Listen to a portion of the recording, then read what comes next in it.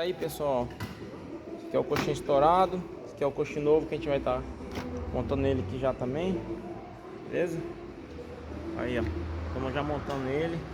Tem umas buchas da bandeja que tava tudo estourado, bucha da barra estabilizadora batendo. Vamos trocar um prisioneiro de roda também que tá quebrado aqui, não tá substituindo ele, beleza? KBVitzinho aqui, quer dizer o i30, nós já estamos finalizando ele também.